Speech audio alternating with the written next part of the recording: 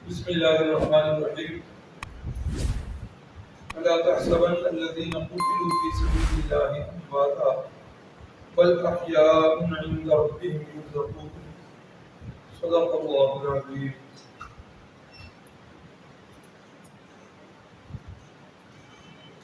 تیسری ہجری یا ہجرت کے تیسرے سال میں جو واقعات پیش آئے ان میں بڑا واقعہ غزوہ احد والا کل وہ بھی پورا نہ ہو سکا، موٹی چیزیں تو بتا دیں اور صحابہ کے ایمان افروز واقعات، صحابہ کی ایمان افروز شہادتیں وہ بھی آپ حضرات نے سنی۔ اللہ اکبر۔ ایک دو صحابہ کے مزید واقعات شاید آپ نے پہلے نہ سنے ہوں، بڑے ایمان افروز واقعات ہیں۔ حضرت انس ابن نضر رضی اللہ تعالی عنہ، جس طرح کہ کل بتایا گیا تھا کہ رسول اللہ صلی اللہ علیہ وسلم جب گرے تو شیطان نے آواز لگا دی تھی۔ کیا آواز لگائی تھی؟ آپ صلی اللہ علیہ وسلم، نبی پاک صلی اللہ علیہ وسلم شہید ہو گئے۔ اب یہ خبر سن کر صحابہ اکرام پاؤں تو ان کے پہلے ہی اکھڑے ہوئے تھے، اب جس کا جدھر منہ آیا ادھر جو ہے نا وہ بیٹھ گئے یا ادھر چل پڑے۔ تو اسی بھگدڑ کے اندر حضرت انس ابن نضر رضی اللہ تعالی عنہ ایک جگہ سے گزر رہے ہیں، دیکھا کہ کچھ صحابہ اکرام انتہائی غمزدہ حالت میں ہتھیار رکھ کے بیٹھے ہوئے ہیں۔ حضرت انس نے ان سے پوچھا کیا وجہ ہے، کیوں اس طرح بیٹھے ہو؟ کہنے لگے دیکھو اللہ کے نبی جب اس دنیا میں نہیں رہے، اب ہم نہیں رہ کر زندہ رہ کے کیا کرنا؟ اللہ کے نبی دنیا سے رخصت ہو گئے، ہماری تو زندگی بے مزہ ہو گئی۔ اللہ اکبر۔ حضرت انس نے بڑا پیارا جواب دیا، فرمایا کہ موتو علی ما مات رسول اللہ، اور اللہ کے بندو جس مشن پر اللہ کے نبی شہید ہو گئے ہیں اٹھو، تم بھی اسی مشن پر قربان ہو جاؤ، بیٹھنے سے معاملہ حل نہیں ہوگا۔ پھر حضرت انس ابن نضر رضی اللہ تعالیٰ عنہ آگے جا رہے ہیں، حضرت سعد بن معاذ سے ملاقات ہوئی۔ حضرت سعد نے پوچھا انس کدھر جا رہے ہو؟ کہا مجھے وہ پہاڑ سے جنت کی خوشبو آ رہی ہے، اور گئے ہیں کفار کے ساتھ لڑے اور لڑ کر شہید ہو گئے ہیں، جسم پر 80 کے قریب زخموں کے نشانات۔ کتنے؟ 80 کے قریب۔ ایک زخم چھوٹا سا آ جائے، سبزی چھیلتے ہوئے یا پیاز کاٹتے ہوئے کیا درد ہوتی ہے اور بندہ کیا کرتا ہے؟ قربان جائیں ان نفوس قدسیہ پر۔ اب یہ نہیں ہے کہ یہ 80 زخم ایک ہی دفعہ آئے ہیں، نہیں، زخم کھاتے رہے ہیں، لیکن اس کے باوجود گرے نہیں ہیں، بیٹھے نہیں ہیں، تھکے نہیں ہیں، پھر بھی برابر لڑتے ہوئے ہیں، اور لڑتے لڑتے اسی حالت میں شہید ہو گئے ہیں۔ اتنے زیادہ زخم کہ جس وقت لاشوں کو ان کی شناخت کی گئی تو ان کی لاش کی شناخت ہی نہیں ہو رہی، پتہ ہی نہیں چل رہا تھا یہ کس بندے کی لاش ہے۔ تو اس وقت ان کی ہمشیرہ جو ہے انہوں نے انگلیوں کے پوروں پر کوئی نشانی رکھی ہوئی تھی، انگلیوں کے پوروں کو دیکھ کر انہوں نے کہا کہ یہ میرے بھائی انس بن نضر کی لاش ہے۔ اللہ اکبر۔ صحابہ اکرام جو ہے وہ تو پیش پیچھے رہے، صحابیات جو ہیں وہ بھی پیچھے نہیں ہٹے۔ ایک صحابیہ کا واقعہ کل بھی بتایا تھا کہ جس وقت افواہ ہوئی کہ نبی علیہ السلام شہید، یہ چلتے چلتے بات مدینہ میں پہنچی، صحابیات دیوانہ وار باقی۔ اب انہی میں سے ایک سے کہا کہ تیرے باپ فوت ہو گئے، بھائی فوت ہو گیا، خامد فوت ہو گیا، بیٹا فوت ہو گیا، رہی ہے میں ان کا پوچھی مجھے بتاؤ اللہ کے نبی کے ساتھ۔ اللہ اکبر۔ اسی طرح حضرت ام المومنین حضرت عائشہ صدیقہ، حضرت ام سلیم، حضرت ام سلیم مشکیزیں پانی کے بھر بھر کے مدینے سے لا رہی ہیں اور زخمیوں کو پلا رہی ہیں، زخمیوں کی مرہم پٹیاں بھی کر رہی ہیں اور زخمیوں کو دلاسے بھی دے رہی ہیں۔ ان صحابیات کے اندر ایک ام ایمن بھی ہیں۔ یہ کس وقت انہوں نے یہ بات سنی، اب باقی دیوانہ وار احد کی میدان کی طرف آگے سے کچھ صحابہ آ رہے تھے۔ ان کو بڑا غصہ کہ اللہ کے نبی شہید ہو چکے ہیں اور صحابہ کرام زندہ کیوں واپس آ رہے ہیں۔ انہوں نے کیا کیا، نیچے سے مٹی پکڑ پکڑ کے ان کے چہروں پہ پھینکی اور ان سے کہا کہ یہ روٹیاں پکانے والے ٹکڑے تم لے لو، تلواریں ہمیں دے دو، ہم جا کر کفار سے جا کے جہاد کریں۔ صحابہ کو یہ سانس دلایا اور ان کی باتیں سن کر صحابہ جو ہیں وہ پھر چل پڑے اور یہ خود چل رہی ہیں۔ اتنے میں ایک نام لکھا ہوا ہے حبان، اس نے تیر چلایا تو یہ حضرت ام ایمن جو ہے یہ بیچاری گر پڑی اور ان کے گرنے پر کیا ہوا، اس بیچاری کا صدر کھل گیا اور صدر کھلا ہوا دیکھ کر اس حبان نے کہہ لگایا اور بڑا خوش ہوا۔ نبی پاک صلی اللہ علیہ وسلم دور بیٹھ کے دیکھ رہے تھے، آپ کو یہ گوارا نہ ہوا، انتہائی تکلیف ہوئی۔ ایک تو اس بات کی تکلیف کہ ام ایمن کو تیر لگ گیا ہے، دوسرا اس بات کی تکلیف کہ ان کا صدر کھل گیا، گر پڑی ہیں، تیسرا اس بات کی تکلیف کہ کافر جو ہے کہہ لگا دیا تھا۔ اللہ اکبر۔ تو نبی پاک صلی اللہ علیہ وسلم نے یاد ہوگا پیچھے گزر چکا ہے، ایک صحابی ہیں جن کی یہ خوبی اور شان ہے کہ باقی جتنے صحابہ تھے وہ سارے یہ کہتے تھے فدا کا ابی و امی یا رسول اللہ، یا رسول اللہ ہمارے ماں باپ آپ پر قربان ہو جائیں۔ یہ واحد صحابی ہیں جن کی یہ جزوی فضیلت ہے۔ نبی علیہ السلام نے انہیں یہ فرمایا کہ میرے ماں بابا تیرے اوپر قربان۔ یاد ہے کون صحابی ہیں؟ جزاکم اللہ، ماشاءاللہ فائدہ ہو رہا ہے، آپ کو یاد رکھ رہے ہیں، اللہ آپ کو جزائے خیر دے۔ تو یہ حضرت صاحب ہے، حضرت صاحب کو نبی علیہ السلام تیر پکڑاتے اور کہتے مارو علمی یا صاحب فدا کا ابی و امی، مارو ان بے ایمانوں کو تیر۔ اب جس وقت ام ایمن کا یہ واقعہ بنا، نبی علیہ السلام نے ایک تیر پکڑا اور حضرت صاحب سے فرمایا پکڑو اس کافر کو تیر مارو۔ حضرت صاحب رضی اللہ تعالیٰ نے انتہائی طاقت کے نشانے پہ تیر لگایا اور وہ تیر سیدھا حبان کے حلق پہ لگا۔ اسی وقت وہ گرا اور اس کی ٹانگیں کھڑی ہوئی اور اس کا بھی صدر کھلا اور اسی حالت میں مر گیا۔ اور اس کو دیکھ کر رسول اللہ صلی اللہ علیہ وسلم مسکرائے اور ان سے کہ اس کا بدلہ تو ابھی اللہ نے پورا کیا۔ اور انہی صحابہ کے اندر شہداء احد کے اندر ایک شخصیت رہ گئی، اگر اس کا تذکرہ نہ کریں تو شاید یہ پوری جو ہے نا جنگ، اس کا پورا نقشہ پیش نہ ہو سکے۔ اور وہ جو رسول اللہ صلی اللہ علیہ وسلم کو خواب آیا تھا کہ میری تلوار کے دندانے ٹوٹے ہیں، آپ نے کیا تعبیر بتائی تھی؟ میرے خاندان میں سے کوئی بندہ شہید ہوگا۔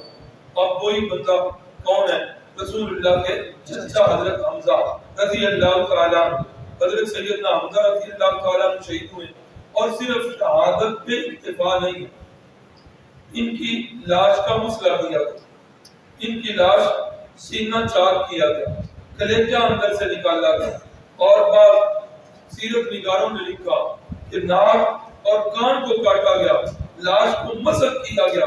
اللہ اکبر۔ جب اس وقت ختم ہو گئی تو نبی علیہ السلام کی پھپھو جان حضرت صفیہ حضرت حمزہ کی کیا لگتی ہیں؟ بہن لگتی۔ انہیں پتا چلا تو نبی پاک صلی اللہ علیہ وسلم نے فرمایا میری پھپھو جان کو روک دو، لاش کی جو صورت حال ہے وہ دیکھ کر بہن ضبط نہیں کر سکتی، انہیں روک دو کہ وہ نہ آئیں۔ تو جب حضرت صفیہ کو پیغام ملا، فرمایا انہیں کہہ دیجئے کہ میں انشاءاللہ اپنے اوپر ضبط کر لوں گی، ایک دفعہ میں اپنے بھائی کی لاش کو اور ان کو مارنے والے شہید کرنے والے کون ہیں؟ واشی۔ اللہ اکبر۔ واشی جس کا غلام ہے، اس غلام کا کوئی رشتہ دار بدر میں مارا گیا، اس نے واشی سے کہا اگر تم حمزہ کو مار دو، اس نے میرے عزیز کو مارا ہے، اگر تم اس کو مار دو گے تو تم آزاد ہو۔ واشی نے یہی کام کیا، چھپ کے تاغ میں بیٹھا ہوا ہے، کیوں ہی حضرت حمزہ اس کی رینج میں آئے ہیں، اس نے نیزہ مارا ہے اور نیزے سے حضرت سیدنا حمزہ شہید ہو۔ اللہ اکبر، اللہ اکبر۔ اور پھر شہدائے اور تقریباً 70 کے قریب یہ شہید ہوئے. یاد ہے بدر کے اندر کفار کتنے مردار ہوئے تھے؟ وہ بھی 70. اور یہاں مسلمان کتنے شہید ہوئے؟ یہ بھی 70 شہید ہوئے. اللہ اکبر. اب حالت یہ ہے غربت کا عالم. کفن اس کی 3 کپڑے پورے نہیں ہیں. ایک چادر شہداء پر دی جا رہی اور چادر کی بھی پیمائش ایسی ہے کہ اگر سر کانپا جاتا ہے پاؤں ننگے ہو جاتے ہیں, پاؤں کی طرف چادر کی جاتی ہے سر ننگا ہو جاتا ہے. نبی پاک صلی اللہ علیہ وسلم نے فرمایا چادریں سروں کی جانب کر دو اور پاؤں پر اس سے گھاس کا. آج ہمارے یہاں پاکستان کے کئی حاجی اور عمرہ کرنے والے احباب ادھر جا کے کیا کر رہے ہوتے ہیں؟ کفن ادھر سے لے گئے ہوتے ہیں اور ادھر جا کر زمزم کے پانی سے دھو رہے ہیں اور وہ عربی لوگ انہیں دیکھ کے ہنس رہے ہوتے ہیں. ہاں یہ کون سے جہالت والے کام کر رہے ہیں؟ اور پھر وہ سمجھتے ہیں کہ بس اب آب زمزم سے کفن دھل کے آ گئے, اب ہم پکے جنتی ہیں. یاد رکھیے جنتی ہونے کے لیے عقیدے کی اصلاح جو ہے وہ شرط ہے. اگر عقیدہ صحیح نہیں ہے تو ہمیں ایک ایسا بندہ بھی ملتا ہے جس کو کفن رسول اللہ صلی اللہ علیہ وسلم کا کردہ پہنایا اور یہاں تک بس نہیں ہوئی. عبداللہ بن ابی کفن رسول اللہ صلی اللہ علیہ وسلم کی قمیض مبارک ہے اور اسی پر بس نہیں, رسول اللہ صلی اللہ علیہ وسلم نے تھوک مبارک اس کے منہ میں ڈالی. ایک روایت میں جنازہ پڑھا چکے اور ایک میں پڑھانے لگے. حضرت عمر نے دامن پکڑ لی. اللہ کے نبی کس کا جنازہ پڑھا؟ ساری عمر تو تکلیفیں دیتا رہا. ابھی احد کے اس میدان کے اندر بھی مسلمان جب چلے ہیں 1000 کی تعداد ہے اور یہ 300 اپنے بندے لے کے واپس آئے.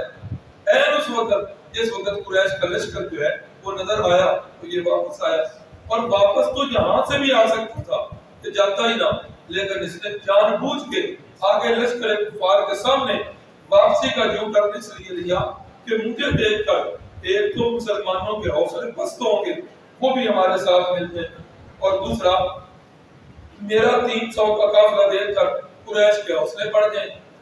تو حضرت عمر فرمانے لگے یا رسول اللہ ساری عمر یہ تکلیفیں دیتا رہا. فرمایا عمر میں تو رحمت للعالمین بن کے آیا, میں نے تو اس کے لیے بخشش کی دعا کرنی ہے. اللہ نے قرآن کی آیت نازل فرما دی استغفر لهم او لا تستغفر لهم ان تستغفر لهم 70 مرہ. اے میرے محبوب ایسے ظالموں کے لیے بخشش کی دعا مانگنا نہ مانگنا برابر ہے. اگر آپ 70 بار بھی اس کی بخشش کی دعا مانگیں گے لن یغفر اللہ لهم, اللہ فرماتے ہیں کہ میں ہرگز انہیں معاف نہیں. اللہ اکبر. اللہ عورت یہ کر رہا تھا کہ اصل بھائیوں یہ بات ہے عقیدہ جو ہے وہ شرک سے پاک ہونا چاہیے. عمل کے اندر بدعت سے بندہ پاک ہو, عقیدہ توحید والا ہو, عمل سنت والا ہو, پھر جنت میں کوئی چیز جانے میں رکاوٹ انشاءاللہ. عقیدہ ٹھیک نہیں ہے تو کفن رسول اللہ صلی اللہ علیہ وسلم کی قمیض بھی ہے تو اللہ کہتے ہیں میرا پیغمبر نماز جنازہ پڑھنا تو دور کی بات, لا تصلی علی احد منهم مات احد ولا تقم علی قبری, آج کے بعد جنازہ بھی نہیں پڑھانا اور ایسے مردودوں کی قبر پر کھڑے ہو کر بھی ادھر کھڑے ہونے کی اجازت بھی نہیں. اللہ.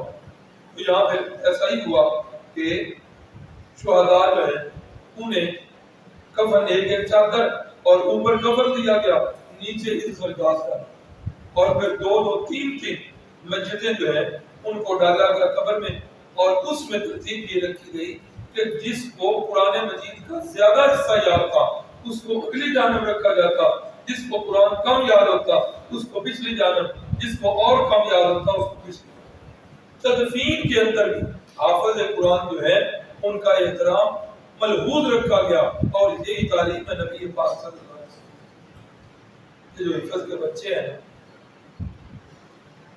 ان سے بڑا پیار کیا, بڑا ان سے پیار کیا کرے. یہ بچے بھی آپ کے ہی, اور آپ کی اولاد میں اگر کوئی ایک بچہ پڑھ رہا ہے, ٹھیک ہے یہ بچے جد کر جاتے ہیں, ان کے ساتھ عام بچوں سے بڑھ کر شیطان ہوتے ہیں. کیوں؟ اس لیے کہ یہ دین کی طرف لگے ہوئے, دوسرے بچوں سے شیطان کو کوئی خطرہ نہیں ہے، ان سے شیطان کو خطرہ ہوتا ہے، اس لیے شیطان جو ہوتا ہے وہ کیا کرتا ہے، وہ ان کے پیچھے لگ جاتا ہے۔ اس لیے مساجد میں جس وقت آئیں، یہ بچے ہیں، چھوٹے ہیں، تو کوئی شرارت بھی کر لیں تو کیا کرنا چاہیے، چشم پوشی کرنی چاہیے، بلکہ یہ نہیں چھوٹے کوئی بھی بچے آئے ہوئے ہوں اونچا بول لے، نمازی کے آگے سے گزر جائے، شریعت کے احکام سے وہ جو ہے نا اللہ نے ان سے قلم اٹھائی ہوئی ہے، وہ مکلف نہیں ہے، اس لیے چھوٹے بچے جو ہیں ان سے بڑی شفقت ہے۔ اور پھر حفظ قرآن کے بچے، کبھی کبھی اپنا دور یاد آ جاتا ہے خود کا، اس وقت بھی بعد ایسے نمازی ہوتے تھے، اللہ ان کی قبروں کو منور کرے۔ ہمارے لیے تو وہ موسم تھے، ہمارے بڑے بڑے تھے، تو جس وقت آ کے وہ ہمیں ڈانٹا کرتے تھے نا، تو ہم پھر طالب علم بھی ان کے عجیب و غریب نام رکھا کرتے تھے، بڑے عجیب و غریب۔ اور یہ بات تو طلباء میں مشہور ہے کہ جس بندے کو گھر میں کوئی اہمیت نہیں دیتا وہ پھر آ کے طالب علموں پہ روک جاتا ہے، یہ تو طالب علموں میں بات مشہور۔ تو بہرحال حفظ قرآن کے بڑے فضائل ہیں۔ اللہ کے نبی صلی اللہ علیہ وسلم نے تدفین کے اندر بھی حفاظ کو جو ہے وہ ترجیح دی اور ان کو آگے رکھا گیا تاکہ پیچھے میں وہ ذرا بے ادبی نہ ہو جائے، تو رسول اللہ صلی اللہ علیہ وسلم نے ایسا ہی حکم کیا۔ یہ جنہوں نے حضرت حمزہ کو شہید کیا، جب مکہ فتح ہو گیا لوگ بھاگ رہے ہیں، بادشاہ جو ہیں انہوں نے سوچا کہ اب میں کیا کروں، اللہ اکبر، تو انہوں نے اپنا کسی سے اظہار کیا کہ میں اسلام لانا چاہتا ہوں، لیکن کیا کروں کہ مجھے جو ہے پریشانی اس بات کی ہے کہ پتہ نہیں میرا جرم معاف ہوگا کہ نہیں ہوگا۔ اللہ اکبر، نبی پاک صلی اللہ علیہ وسلم کو بتایا گیا تو نبی علیہ السلام نے فرمایا ایک بندے کا مسلمان ہو جانا مجھے 1000 کافروں کے قتل سے بہتر ہے۔ ایک بندے کا مسلمان ہونا 1000 کفار کے قتل سے مجھے بہتر ہے، اسے کہیں کہ وہ مسلمان ہو جائے۔ اللہ اکبر، بادشاہ نے کہا، خط لکھا کہ مجھے دل کر رہا ہے اسلام قبول کرنے کو، لیکن میرے سامنے قرآن مجید کی ایک آیت رکاوٹ بنی۔ کون سی آیت ہے؟ الذین لا یدعون مع اللہ الہا آخر ولا یقتلون النفس التي حرم اللہ الا بالحق ولا یزنون، کہ وہ لوگ جنہوں نے اللہ کے ساتھ کسی کو شریک نہیں کیا، کسی کو قتل نہیں کیا، اللہ اکبر، اور انہوں نے زنا نہیں کیا، وہ بندے قیامت والے دن بخشے جائیں گے۔ کہا مجھ سے قتل بھی ہوا ہے اور مجھ سے زنا بھی ہوئے ہیں، اور اس کے ساتھ ساتھ میں غیر اللہ کی پکار کر کے شرک میں بھی مبتلا رہا ہوں۔ جس وقت یہ آیت لکھ کے بھیجی، رحمت الہی کو جوش آیا، اللہ نے آیت کا اگلا ٹکڑا نازل فرما دیا، الا من تاب وآمن وعمل عملا صالحا فاولئک یبدل اللہ سیئاتہم حسنات۔ ان گناہوں کے اندر جو بندہ ملوث ہو، پھر وہ بندہ ایمان لے آئے اور ایمان لانے کے بعد کیا کرے، عمل صالحا، اپنا عمل کیا کر لے، درست کر لے، اپنے اعمال کو نیک کر لے، اولئک یبدل اللہ سیئاتہم حسنات، اے اللہ اپنے عرش پہ وعدہ کرتا ہوں میں گنوں گا کہ اس کے نامہ اعمال کے اندر پچھلے کتنے گناہ ہیں، وہ سارے گناہ گن گن کے اگلے اس کے نیک عمل کا تو میں نے اجر دینا ہی دینا ہے، ان گناہوں کی گنتی کر کے ان گناہوں کو اٹھا کے اتنی نیکیاں جو ہیں میں اللہ اس کے خاطر میں۔ نبی علیہ السلام نے یہ آیت لکھوائی، واشی کی طرف بھیجی، یہ شاید سے ڈر رہے ہو، اللہ نے اگلا ٹکڑا نازل کر دیا۔ واشی صاحب بھی پھر نظریں چاہ گئے، ہاں اس نے بھی سوچا کہ رحمت الہی جوش میں ہے، کہنے لگے کہ یہ آیت جو ہے اس کے اندر تو اللہ نے کئی شرطیں لگائی ہیں ایمان کے بعد، آمانا وعمل صالحا، ہاں ایمان لائے ساری زندگی نیک عمل کرے گا تو قبل نہ یہ کام کرے گا۔ اللہ بندہ پھر واپس آیا، نبی علیہ السلام نے پھر آیت لے کے بھیجی، فرمایا کہ اللہ کہتے ہیں ان اللہ لا یغفر ان یشرک ویغفر ما دون ذلک لمن یشاء، اللہ کہتے ہیں جس نے شرک کیا اس کو میں نے معاف نہیں کرنا، اس کے علاوہ جتنے بھی گناہ ہوں گے جس کو میں چاہوں گا معاف کر۔ اللہ کے نبی انتظار میں ہیں، آپ تو ویسے خوش ہو جائیں گے اور مسلمان ہو جائیں۔ وحشی کے پاس جس وقت یہ آیت پہنچی، وحشی نے آیت پڑھ کے کہنے لگا اس آیت میں تو یہ ہے، اللہ فرماتے ہیں جس کو میں چاہوں گا معاف کروں، ہو سکتا ہے میری باری اللہ چاہوں گا، اس میں تو پھر مشیت پر جو ہے مغفرت موقوف ہے، اس کے اندر بھی مجھے کوئی امید کی کرن نظر نہیں آتی۔ دوبارہ پھر بندہ گیا، رسول اللہ صلی اللہ علیہ وسلم نے آگے سے یہ آیت لے کے بھیجی، قل یا عبادی الذین اسرفوا علی انفسہم لا تقنطوا من رحمۃ اللہ ان اللہ یغفر الذنوب جميعا۔ اے میرے محبوب اپنی میٹھی زبان سے اعلان فرما دی، یا اللہ کن لوگوں سے کہوں؟ فرمایا اسرفوا علی انفسہم، جنہوں نے اتنے گناہ کیے، گناہوں کے کرنے میں جنہوں نے فضول خرچیاں کی، اتنے گناہ ہیں ان کے، کیا کہوں اللہ؟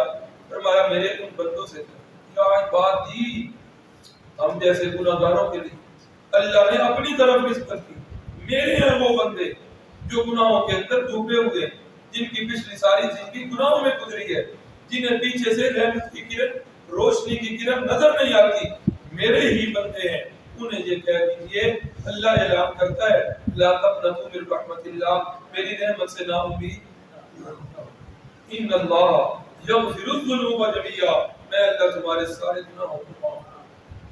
اب جس وقت یہ آیت پہنچی، وحشی نے کہا ہاں اب جو ہے میرا مسئلہ حل آئے، اور آ کر انہوں نے پھر اسلام قبول کر لیا۔ ان کا ایک اور کارنامہ پڑا، نبی پاک صلی اللہ علیہ وسلم کی زندگی کے اندر ہی کچھ بندوں نے نبوت کا دعویٰ کر دیا تھا، کوئی یاد ہے کیا کیا نام تھا ان کا؟ نمبر 1 مسیلمہ کذاب، نمبر 2 اسود انسی، اور نمبر 3 ایک بی پی بھی تھی، سجا نامی عورت تھی، اس نے بھی نبوت کا دعویٰ کر دیا تھا۔ اب تفصیل میں تو نہیں جاؤں گا، موضوع نہیں ہے، یہ موضوع ختم نبوت والا انشاءاللہ ہفتے والے دن ہو جائے گا۔ تو مسیلمہ کذاب جو ہے اس کو قتل کرنے والے یہ حضرت وحشی رضی اللہ عنہ، اور خود کہا کرتے تھے قتلت خیر الناس فی الجاہلیہ وقتلت شر الناس فی الاسلام، لوگوں میں نے جاہلیت کے اندر سب سے بہتر بندے کو قتل کیا، شہید کیا، اور اسلام لا کر میں نے سب سے برے بندے کو قتل۔ تو یہ حضرت حمزہ رضی اللہ تعالیٰ عنہ کا واقعہ، یہ بھی غزوہ احد کے اندر جو ہے ان کی شہادت ہوئی تھی، اور ان کی شہادت جب ہوئی اللہ کے نبی بڑے رنجیدہ اس وجہ سے کہ دیکھنے والوں نے بتایا ہوا تھا کہ آپ کے جتنے بھی چچا ہیں ان چچاؤں میں سب سے زیادہ آپ کے والد حضرت عبداللہ جو ہیں ان کی شکل سب سے زیادہ حضرت حمزہ سے مشابہ۔ تو جب باپ کی یاد آیا کرتی تھی، والد گرامی کی یاد، تو رسول اللہ نے چچا جان کو دیکھ لیا تھا۔ اب چچا جان بھی شہید ہوئے اور شہادت بھی اتنی دردناک اور غمناک، نبی علیہ السلام نے فرمایا کہ میں اپنے چچا کے بدلے میں 70 کافر جو ہے ان کو قتل کر، کتنے کافروں کو؟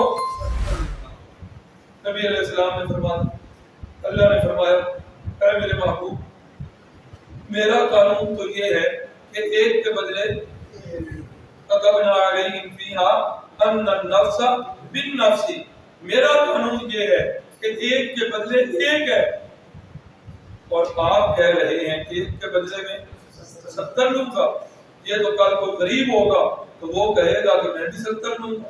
میرا قانون غالب آئے گا، اور قانون ہے کلام اللہ لا ینسخ، رسول اللہ کی حدیث ہے، فرمایا کلامی لا ینسخ کلام اللہ، میری کلام اللہ کے کلام کو منسوخ نہیں کر سکتی، وکلام اللہ ینسخ کلامی، اللہ کی کلام کے اندر یہ ڈگری اور پاور ہے کہ وہ میری کلام کو منسوخ کر سکتی۔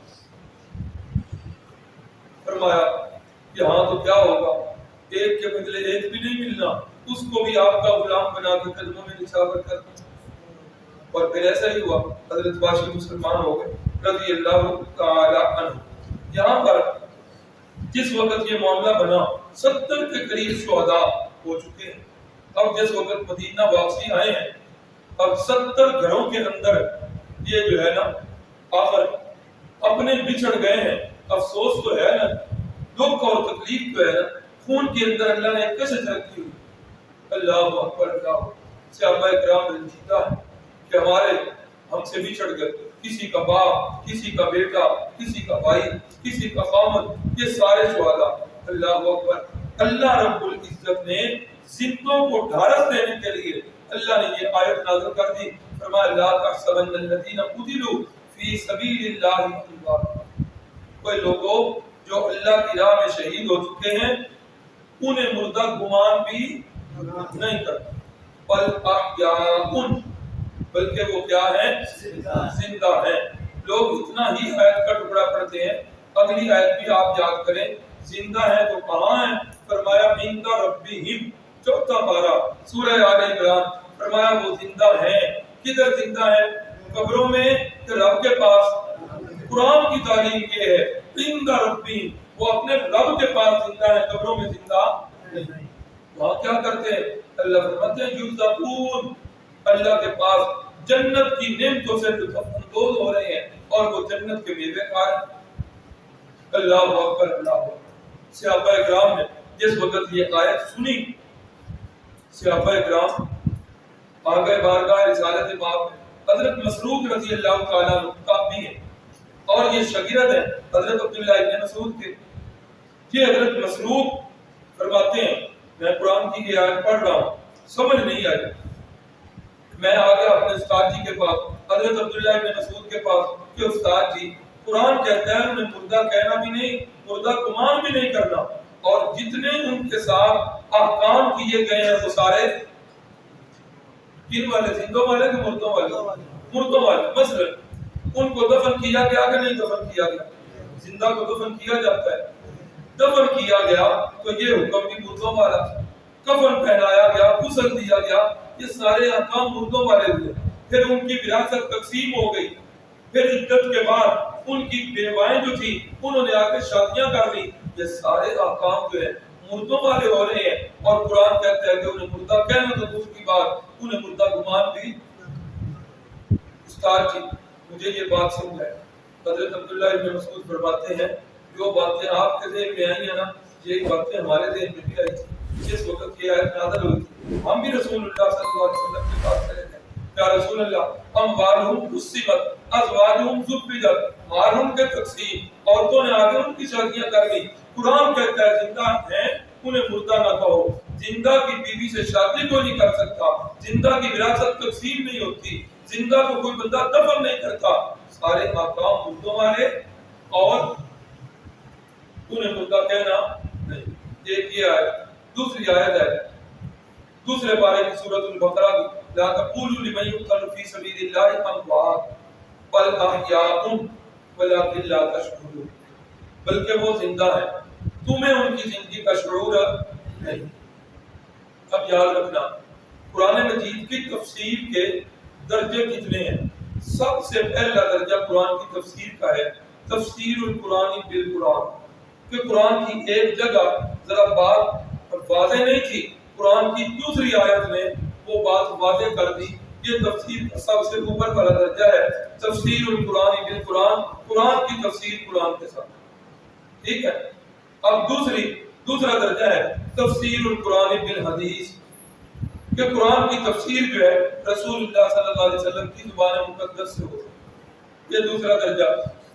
اور تیسرا درجہ ہے تفسیر القرآن باقوال الصحابہ، قرآن کی تفسیر قرآن کی آیت میں نہیں ملی، قرآن کی تفسیر رسول اللہ کے فرمان میں نہیں ملی، قرآن کی تفسیر جو ہے صحابی کے قول سے مل گئی۔ یہ تینوں درجے اہل سنت والجماعت کے ہاں یہ تینوں درجے مقبول ہیں، اور یہ تینوں درجے سکھا، باقی درجات سارے نیچے ہیں۔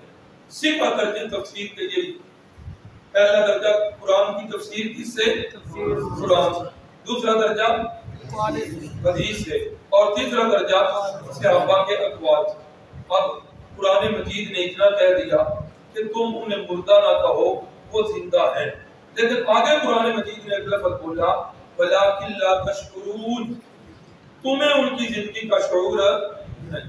اب آ جائے یہ جس زندگی میں ہم بیٹھے ہوئے ہیں، اس زندگی کا، دنیاوی زندگی کا ہمیں شعور ہے کہ نہیں؟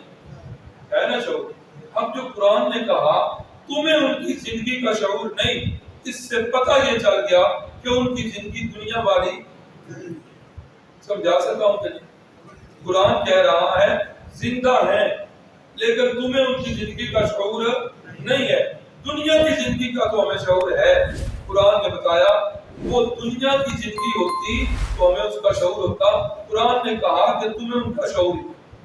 اب ایمان کا تقاضا تو یہ تھا کہ اس سے آگے کوئی بندہ قوت پوری بھی نہ کرتا. اللہ نے کہہ دیا وہ زندہ ہے تمہیں شعور نہیں ہے، بس ہم چپ ہو جاتے. لیکن اس شعور کو صحابہ اکرام نے اجاگر کیا. اب وہ رسول اللہ کے پاس تشریف لے آئے، یا رسول اللہ میں سمجھائیے.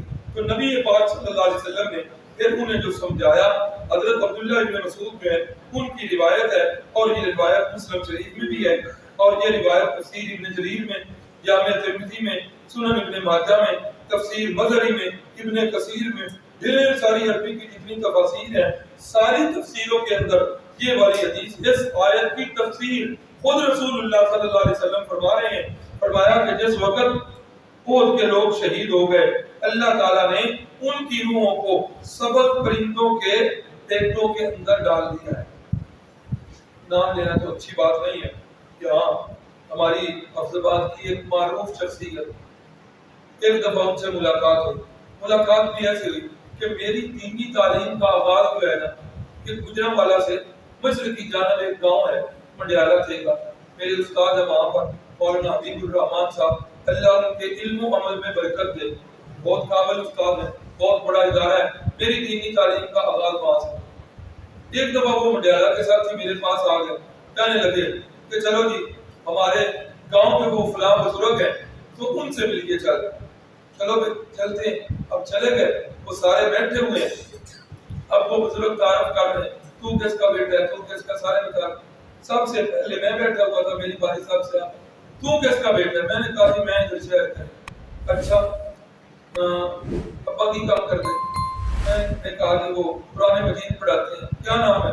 میں نے بتایا کہ حافظ نور. اچھا تو پھر اپنا بھتیجا. ٹھیک.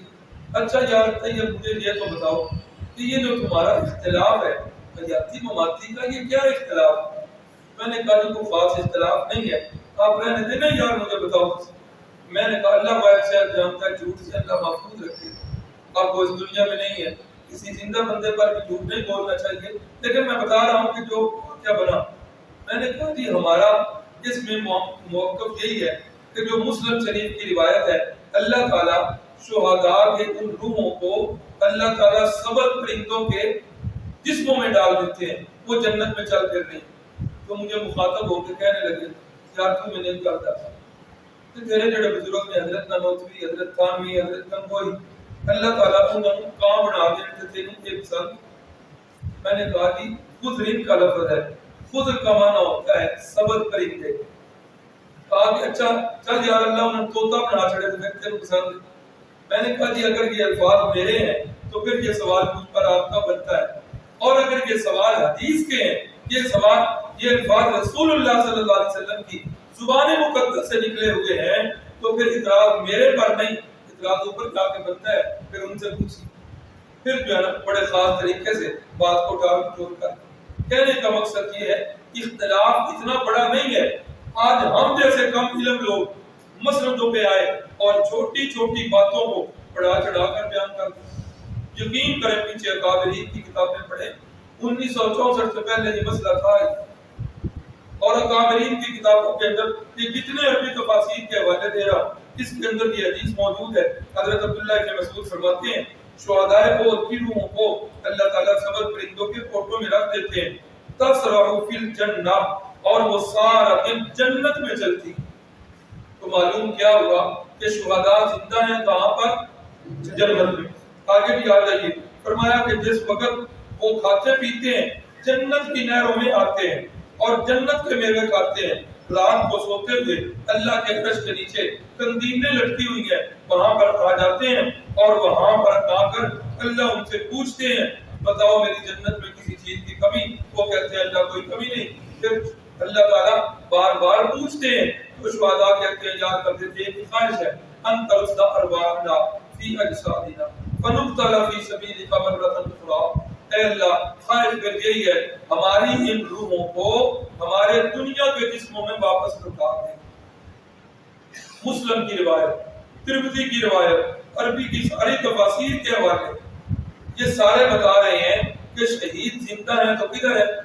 جنت میں ہے، اور ان کی روحوں کا تعلق ان کے جسموں کے ساتھ نہیں ہے۔ یہ سارے حوالے یہ بتا رہے ہیں، اور پھر یہی تفسیر حضرت عبداللہ ابن مسعود سے ہے، یہی تفسیر حضرت عبداللہ ابن عباس سے بھی ہے، اس کے اندر بھی یہی لفظ ہے کہ جنت کے بہترین کھانے کھا رہے ہیں، جنت کے اندر زندہ ہے۔ اللہ تعالیٰ ان سے پوچھتے ہیں، وہ کہتے ہیں اللہ ہماری روحوں کو ہمارے جسموں میں لٹا دے، تیرے راستے کے اندر دوبارہ جہاد کریں۔ اللہ فرماتے ہیں کہ نہیں، یہ معاملہ نہیں ہو سکتا، میں نے حرام کر دیا ہے کہ جو ادھر آ جائے وہ واپس۔ ویسے تو اس میں لمبی چوڑی، لیکن آپ کو جو میں سمجھانا چاہتا ہوں وہ یہ ہے کہ ایک تو یہ بات یاد رکھیں، قرآن نے بتایا کہ جس زندگی میں وہ زندہ ہے تمہیں اس زندگی کا شعور ہے۔ اب کوئی حق نہیں تھا کہ میں اس کی تفسیر کروں یا میرا کوئی باپ یا استاد یا پیر کرے، کبھی نہ ہم بولتے، اتنا ہی بول لے جتنا اللہ کے نبی کی تفسیر، اللہ کے نبی نے اس آیت کی تفسیر کر دی، بتا دیا کہ وہ زندہ ہے تو کہاں پر ہے، اور ان کی روحیں جو ہیں وہ سبز پرندوں کے کپوٹوں میں اللہ داخل کر دیتے ہیں۔ یہ تھی حیات شہداء۔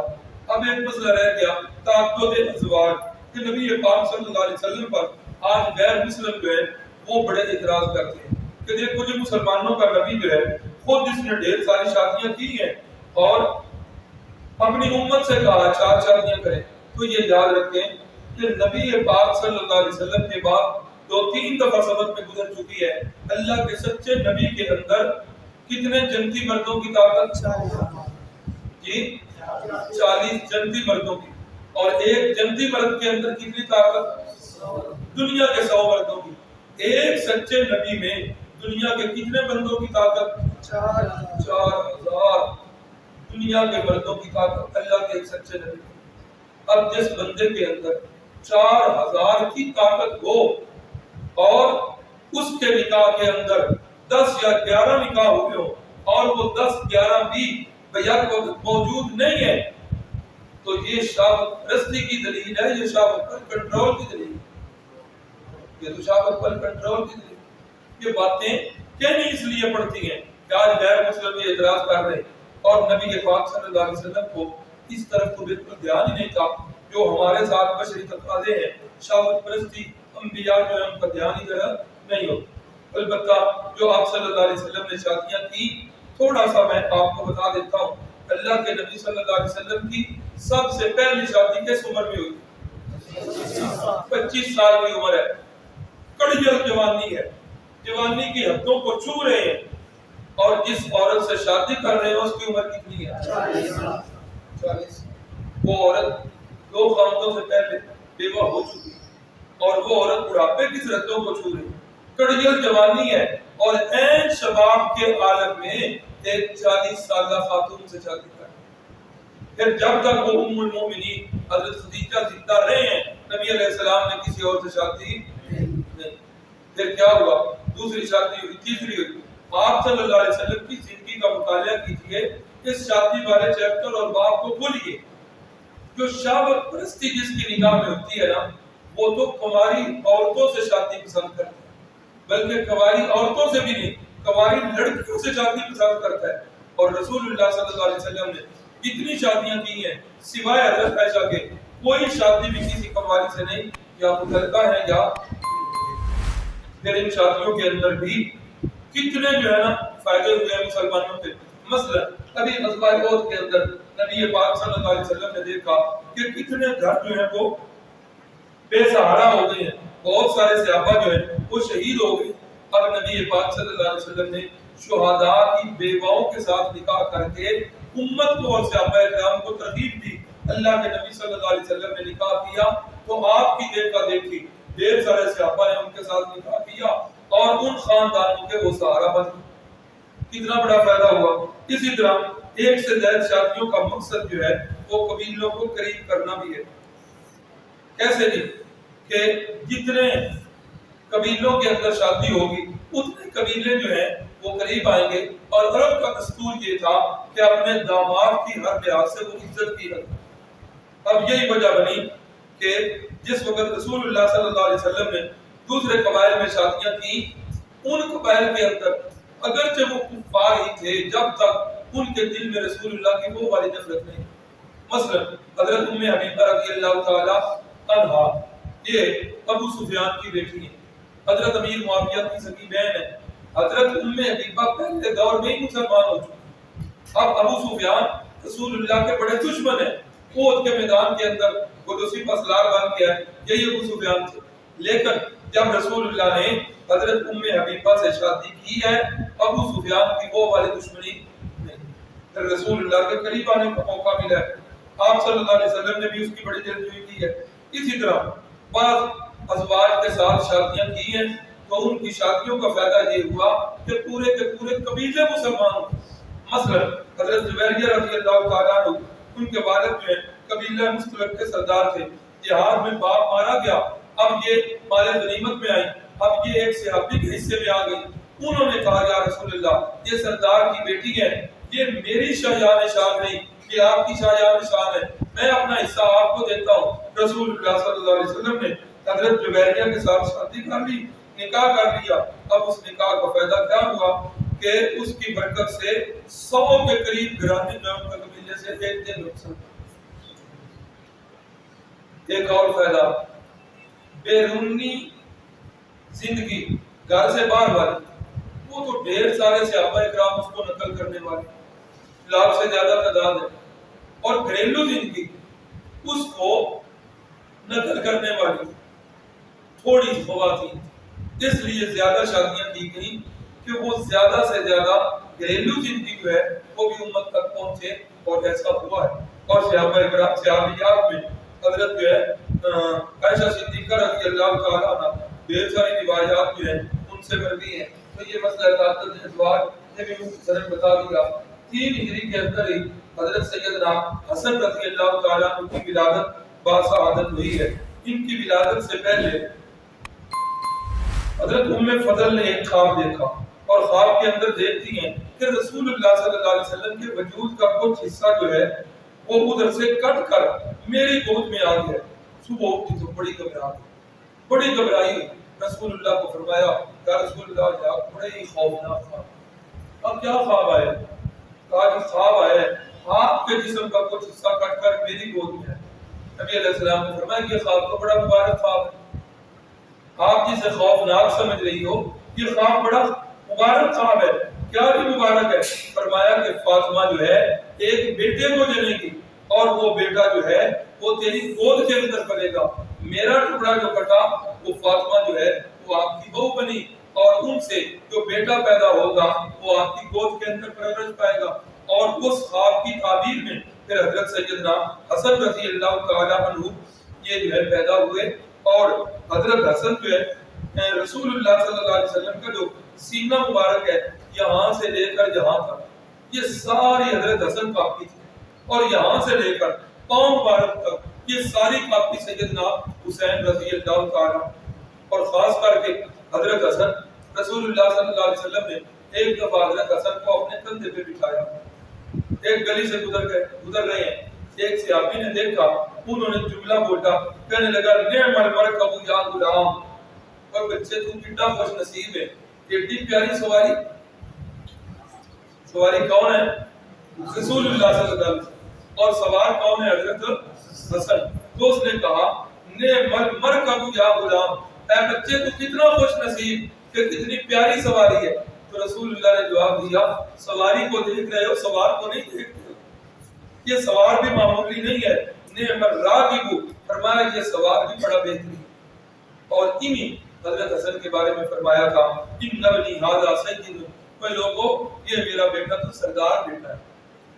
فرمایا لعل اللہ ان یصلح بہ بین فئتین عظیمتین من المسلمین، میرے اس بیٹے کے ذریعے اللہ مسلمانوں کی دو عظیم جماعتوں کے درمیان میرے اس بیٹے کے ذریعے اللہ ان کی صلح کروائے. یہ میرے نبی کی پیشین گوئی ہے. اور یہ کب پیشین گوئی پوری ہوئی ہے؟ جس وقت حضرت حسن کی اور حضرت امیر معاویہ کی آپس میں صلح ہوئی ہے. اور حضرت سیدنا حسن نے حضرت امیر معاویہ کے ہاتھ پہ بیعت کی ہے. 41 ہجری کا یہ واقعہ ہے. اور حضرت امیر معاویہ کے ہاتھ پہ بیعت کی, انہیں اپنا امام مانا. اور صرف حضرت حسن نے نہیں, حضرت حسین نے بھی بیعت کی اور انہیں اپنا امام مانا. میں کہتا ہوں وہ امام کتنا عظیم امام ہے کہ جس کی بیعت کرنے والے حضرت حسن اور حضرت حسین رضی اللہ تعالی عنہما. تو 59 ہجری کے اندر جو ہے 49 ہجری کے اندر ان کی پھر وفات ہوئی ہے اور مدینہ کے اندر دفن ہوئے ہیں. آگے جی حضرت سیدہ حفصہ رضی اللہ تعالی عنہ یہ حضرت فاروق اعظم کی بیٹی ہیں. پہلی شادی جو ہے ان کی حضرت منیس بن حذیفہ سامی سے ہوئی اور شوہر کے ساتھ ہجرت کر کے مدینہ طیبہ تشریف لائے. 60 کے قریب احادیث ان سے مروی ہیں. 5 احادیث تو ان میں بخاری میں ہیں. تو یہ ان سے بیوہ ہو کر پھر رسول اللہ صلی اللہ علیہ وسلم کے نکاح میں آئیں. تو یہ جن کی بیٹی ہے حضرت فاروق اعظم. ایک چھوٹا سا واقعہ جو قرآن میں آیا ان کی طرف منسوب ہے. نبی پاک صلی اللہ علیہ وسلم کی یہ سنت مطہرہ اثر اور مغرب کا درمیانہ وقت آپ اس کو تقسیم کر دیں. جتنی ازواج مطہرات ہماری مائیں تھی آپ برابر گھڑیاں اس وقت نہیں تھی, برابر ہر کے پاس جو ہے نا برابر وقت دے دیا کرتے. اب ایک دن ایسا آیا حضرت زینب رضی اللہ تعالیٰ عنہ ہماری امی جان ہے, ان کے پاس شہد آ گیا اور انہوں نے دیکھا کہ جتنا وقت رسول اللہ صلی اللہ علیہ وسلم نے بیٹھنا ہے اتنا پورا ہو چکا ہے. اللہ کے نبی اٹھنے لگے. اما جی حضرت زینب کہنے لگی یا رسول اللہ ٹھہریے, میرے پاس شہد ہے, میں وہ شربت بنا کے آپ کو دیتی ہوں. شہد کا شربت بڑا مفید ہوتا ہے. نبی علیہ السلام کو شہد پسند بھی بڑا تھا. اب دے دو پہلے بھی سکتی تھی, لیکن یہ ہیلا کیوں کیا کہ جتنی دیر رسول اللہ میرے گھر میں موجود ہوں گے انوار و برکات میرے گھر میں اللہ کی طرف سے نازل ہوتے رہے. اب اللہ کے نبی بیٹھ گئے اور انہوں نے پھر بولتے بولتے ذرا اور دیر لگا دی. اب جتنا ٹائم اضافی ادھر لگا, اگلی جو ہماری مائیں تھیں اتنا ان کا ٹائم کم ہو. چلو ایک دن کی جو برداشت ہو جائے. دوبارہ اگلے دن ہوا تو پھر یہی معاملہ بن. اللہ کے نبی اٹھنے لگے یا رسول اللہ ٹھہرنا میں شہد لے لیا. پھر شہد کا شربت. وہ 2-3 دن جب گزرے نا اگلی جو ہماری مائیں تھی انہوں نے کہا تحقیق تو کریں, کیوں ایسے ہوا. تحقیق کی تو سارا پتہ چل گیا. اب اس تحقیق کے بعد ایک یہ ہماری اماں جان حضرت حفصہ اور دوسری ہماری اماں جان حضرت عائشہ, انہوں نے ایک اور پلان کیا اور کر بھی یہی سکتی تھی. دونوں صاحب ذاتیاں صاحب بڑے باپ کی بیٹی تھی نا دونوں. تو انہوں نے پلان یہ تیار کیا کہ رسول اللہ جب حضرت زینب کے گھر سے اٹھ کے آپ کے گھر میں آئیں گے نا, آپ کہنا یا رسول اللہ آپ کے منہ مبارک سے مغافیر کی بو آ رہی. آپ کے گھر سے اٹھ کے میرے گھر میں آئیں گے, میں بھی یہی کہوں. اگلی کے 1-2 کو بھی سمجھا دیں. اب جس وقت رسول اللہ کی تشریف لائے یا رسول اللہ خیر تو ہے, آپ کے منہ سے مغافیر کی بو آ رہی. مغافیر ایک بوٹی ہوتی اور آپ نے سوچا کہ شاید قیمت کی چوک گئی, ہر پھول پہ بیٹھتی ہے, ممکن ہے اس نے مغافیر کا بھی رس چوس لیا ہو, اس لیے جو ہے یہ کام ہو. اگلا دن بھی انہوں نے یہی کام کیا. پھر کیا ہوا, نبی پاک صلی اللہ علیہ وسلم نے اپنے ہی ذہن کے اندر نہیں بلکہ قسم کھا لی کہ آج کے بعد میں شہد استعمال نہیں کروں. اور آپ نے اپنی اس قسم کا تذکرہ صرف حضرت حفصہ سے کہ میں نے قسم کھا لی ہے آج کے بعد میں شہد استعمال, ایک ہے کسی چیز کو پسند نہ کرنا اور ایک ہے اس کی کہنا کہ یہ کھاؤں گا ہی نہیں, اور پھر اگلا درجہ تو اس پر قسم کھانے. آج بھی اگر کسی بندے کو تبن کدو پسند نہیں کوئی حرج نہیں, لیکن اگر کوئی بندہ نفرت کرے کدو سے, ایمان اس چیز کی اجازت نہیں دیتے. اب یہاں قوانین بن رہے ہیں اور اللہ کے نبی ایک حلال چیز کو حرام کر رہے ہیں. اب جس وقت یہ قسم کھائی اللہ نے اوپر سے سورہ تحریم کہا یا ایھا النبی, اے میرے پیارے محبوب لما تحرم, انداز دیکھ لما تحرم, آپ نے وہ چیز کیوں حرام کر دی ہے, ما احل اللہ لک, اللہ نے جو آپ کے لیے حلال آپ نے کیوں حرام کر دی. تب تغیب ارضات ازواج, آپ اپنی ازواج کی رضامندی چاہتے ہیں. او اللہ رب العزت نے فرمایا کہ ایسا نہیں کرنا, تنبیہ کی اب اس تنبیہ کے بعد رسول اللہ نے شہد کو استعمال کیا اور اپنی قسم کا کفارہ کیا۔ حضرت حفصہ رضی اللہ تعالیٰ عنہ اس راز کو راز نہ رکھ سکی، انہوں نے بھی کسی کو بتا دیا۔ اللہ کے نبی نے تو قسم کھا لی۔ اللہ نے بتایا اے میرے محبوب، آپ نے جو حفصہ کو راز کی بات بتائی تھی، حفصہ اس پر ضبط بیویوں کی چلنے کی عادت ہے۔ ہاں میں تیرے کی تسمیہ اما بالکل نہ کسی فطرت ہے۔ اللہ اکبر۔ تو جس وقت رسول اللہ نے شکوہ کیا حفصہ، میں نے وہ ایک بات قسم والی تمہیں بتائی تھی، تم نے آگے بتا دی۔ حضرت حفصہ جو ہے شرمسار ہو کر فرماتی ہیں من انبأک ھذا، یا رسول اللہ آپ کو کس نے یہ بات، میں نے بتائی تو ہے لیکن وہ تھی اور میں تھی، تیسرا کوئی نہیں تھا، آپ کو کس نے بتایا؟ فرمایا نبأنی الکلیم الخبیر، مجھے اس ذات نے بتایا جو ایک ایک بات کی خبر رکھتی ہے اور ہر چیز کا علم ہے۔ تو اس واقعہ سے پتہ چل گیا کہ رسول اللہ صلی اللہ علیہ وسلم کے پاس کسی چیز کو حلال کرنے کی یا حرام کرنے کی ڈگری نہیں ہے، بلکہ یہ ڈگری کس کے پاس ہے؟ یہ اللہ کے پاس ہے۔ اور خود حدیث بھی ہے، آپ نے فرمایا کہ لوگوں میں اللہ کی حلال کردہ چیزوں کو حرام کرنے کے لیے نہیں، حلال کردہ چیزوں کو حلال بتانے کے لیے آیا، حرام کردہ چیزوں کو حرام بتانے کے لیے آیا۔ اور یہ بھی پتہ چل گیا اس واقعے سے کہ نبی پاک صلی اللہ علیہ وسلم اس گھر میں موجود ہے، شہد استعمال کر رہے ہیں، ازواج مطہرات دوسرے گھر میں بیٹھ کے منصوبہ بنا رہے ہیں۔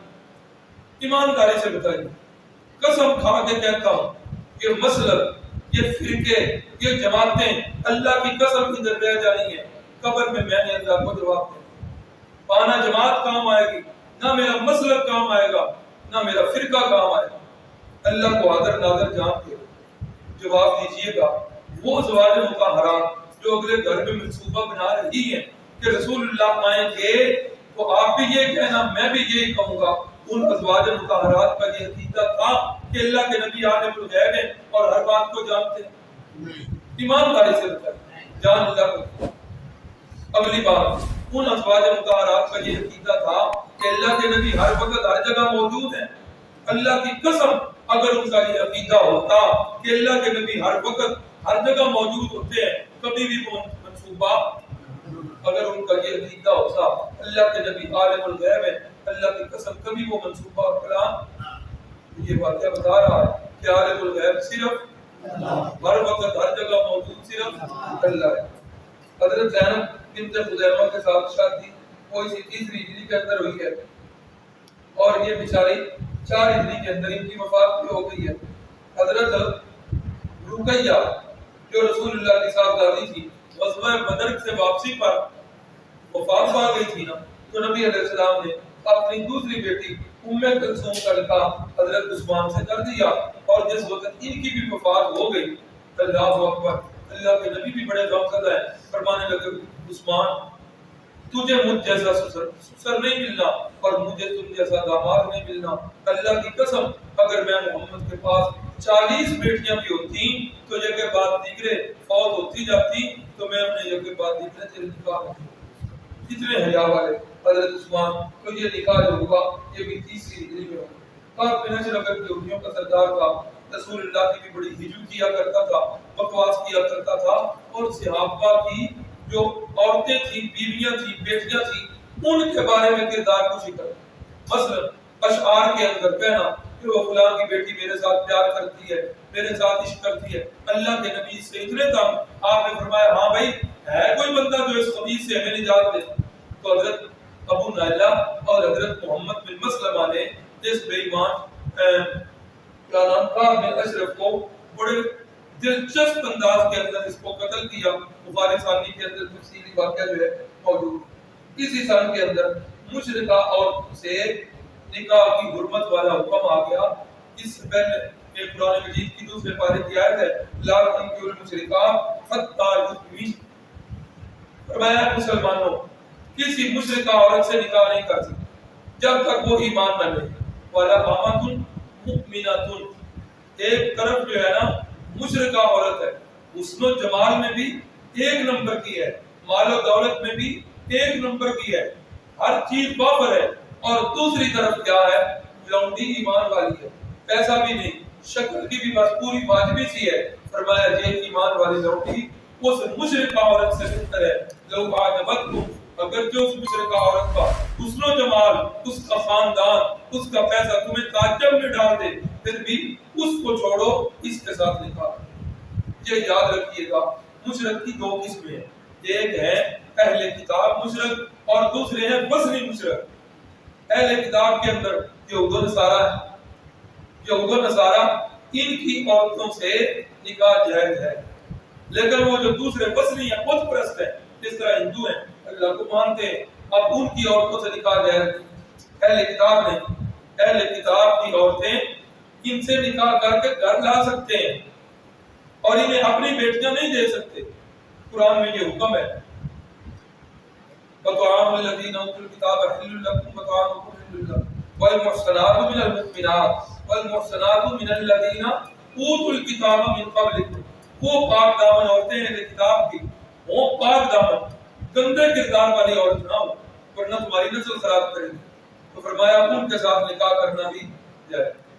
اللہ کے کوئی بندے تھے، ٹرین میں سفر کر رہے عالم دین تھے، ٹرین کے اندر عیسائی بیٹھا ہوا، کہنے لگا مولوی صاحب لگتا ہے کہ آپ اسلام کے عالم ہیں.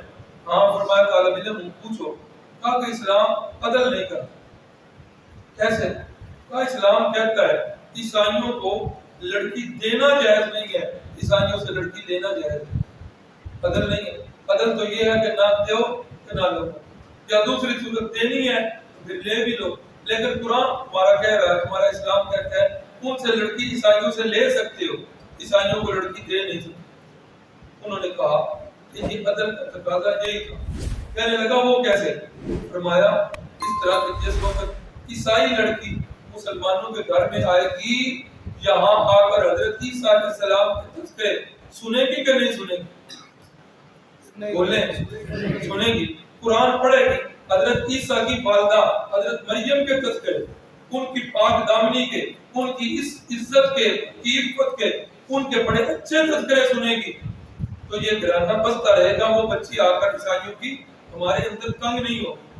جبکہ اس کے برعکس مسلمانوں کی کوئی بچی عیسائیوں کے پاس چلی جائے گی، وہاں ہمارے نبی پاک صلی اللہ علیہ وسلم کا ذکر اچھے الفاظ میں نہیں ہوتا، وہ بچی ادھر تنگ ہوگی. اب یہ کیا ہوگا؟ روزانہ لڑائی ہوگی یا وہ خاندان جو ہے اجڑے گا. ہر اللہ کے حکم کے اندر کئی حکمتیں ہوتی ہیں، وہ حکمتیں ہمیں نظر آئیں یا نہ آئیں. اللہ سے دعا ہے اللہ تعالیٰ سیرت نبی پر چلنے.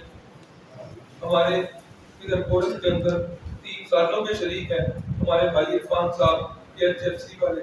رات ان کا فون آیا، ان کے کوئی کزن بڑے سخت بیمار ہیں تو انہوں نے دعا کی اپیل کی ہے. رات کو پتہ چلا افتر ٹاؤن کے اندر پٹھان ساتھیوں کا کوئی گھرانہ ہے، ان کا چھوٹا سا بچہ ہے اور ڈاکٹروں کی تشخیص ہوئی ہے تو اس کے سال کے اندر کینسر کی شفا ہے. تو اس بیچارے کے لیے بھی دعا کریں اللہ تعالیٰ سارے بیماروں کو تندرستی دے. الحمدللہ رب العالمین. اللهم صل على سيدنا ومولانا محمد النبي الأمي وعلى آله. اللهم أنت إلهنا لا إله إلا أنت رب السماوات والأرض أنت رب العرش العظيم. اللهم أنت على كل شيء. اللهم اشف مرضانا ومرضى المسلمين. اے اللہ جن جن بھائیوں نے جن جن بہنوں نے دعاؤں کے لیے کہا ہوا ہے، اے میرے مالک تو ہر ایک کو بخوبی جانتا ہے، ان کی جائز خواہشات کو بھی جانتا ہے. مولا رات کا تقریباً ایک حصہ بیت چکا. اے اللہ تیری بارگاہ کے اندر تیرے بندے اپنے ہاتھ اٹھائے، اپنی جولیاں پھیلائے، تجھ سے مانگ رہے ہیں. الہی ان بہنوں کی اور ان بھائیوں کی جائز خواہشات کو پورا فرما. جتنے بھی بیماروں کے لیے دعا کا کہا گیا ہے، اے میرے مالک بیماری بھی ہوتی تو تیری طرف سے رحمت ہے، اس سے بھی بندے کے گناہ جڑتے ہیں، لیکن اے میرے مالک اس نعمت کے، اس رحمت کے ہم متحمل نہیں ہیں. اللہ اس بیماری والی نعمت کو اپنی صحت والی نعمت کے ساتھ تبدیل فرما. اے اللہ اپنی رحمت والے معاملے فرما. بھائی خاور صاحب کو اور ہماری اس بہن کو جو ہماری اس گلی میں ہے اور اس بچے کو بھائی عرفان صاحب کے بھائی کو، اے اللہ سب کو شفائے کاملہ عاجلہ عطا. اے اللہ ہم سب کو اسلام والی زندگی اور ایمان والی موت نصیب فرما. صلی اللہ علیہ نبی الکریم وعلی آلہ وصحبہ اجمعین.